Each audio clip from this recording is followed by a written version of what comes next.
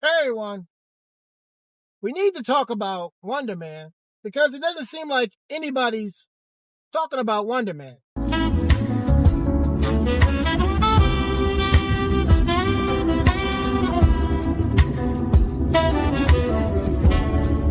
that's the first thing I really kind of want to, I got a gripe with. I don't know if it's on purpose or if they did it willingly. I hate to make, observations and comments about this without full facts, but Marvel/Disney has done a really poor job of promoting this show. I mean, I heard about it coming out and it kind of like that was it. It's coming out, it's coming out. And I didn't know what it was about. The only thing I heard from it was not from Disney or Marvel. It was from articles of people in the industry saying things, oh, this is what we heard and this is what we think. And so the idea was that Simon Williams is an actor and he wants to play the role of Wonder Man. And okay, but that's not what the superhero is about. And so we got a character in the form of Wonder Man who's not a major Marvel character. He is C, maybe D list, depending upon what era you're talking about. He was introduced way back in the 60s, and then he reappeared back in the 70s. And he's been a pretty stable of the Avengers lineup since then. Maybe up to the 2000s or something. Usually when he makes his returns, it's in the pages of the Avengers. Now that being said, he had a solo venture, and I think it was Marvel Premiere. He had a limited series. He had his own series. But if you're not a real big Avengers fan, if you're an X-Men guy or Fantastic Four guy, you don't really go in for the Avengers.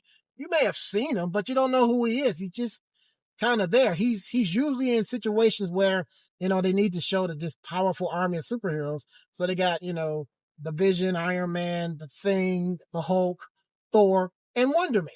And he doesn't even appear that often with that. He comes and goes, and that's just been the way it's been. So now we got that.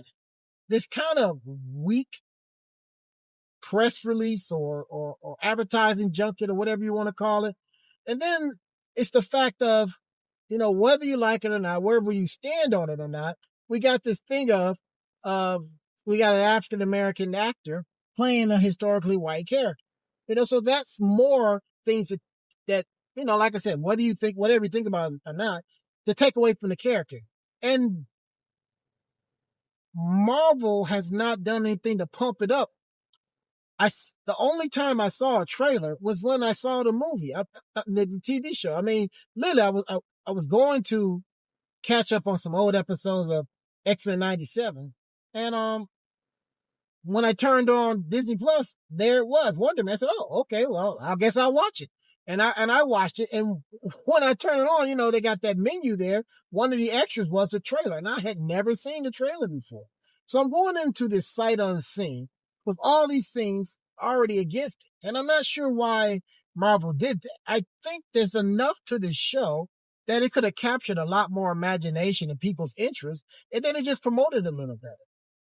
Because the few people I've heard speak on it, their response is, this is a character-driven show. And I think that's very true. This is a character-driven show. This is a show about Simon Williams and his journey to become an actor. And to that end, they lean heavily on a lot of tropes. They, they do some things that I've seen in these actor kind of movies.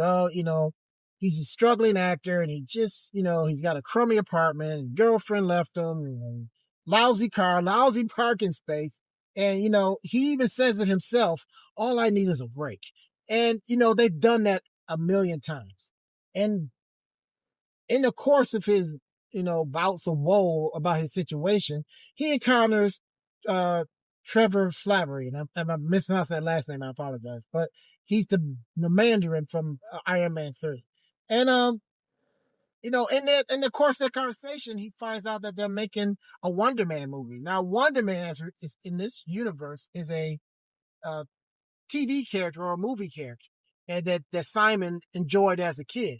So he feels like, destiny is calling. I've always enjoyed this show. This is my big break that I need. So these two have a kind of a wacky adventure as they try to get this role because Trevor is also auditioning for a role.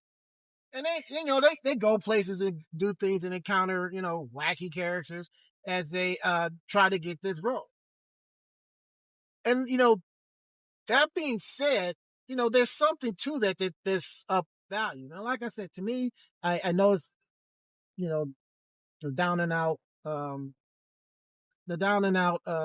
aspect of, struggling actors. And I thought that was a little tired. And, but them together reacting up to each other and having these conversations or whatever is interesting. And they're interesting characters. I kind of feel like Trevor has overshadowed Simon as a character. Most of the jokes come from him, and most of the people react to him because he's a minor celebrity. People, oh, you were the Mandarin kind of thing, and so there's a lot of that going on where people see him and know who he is.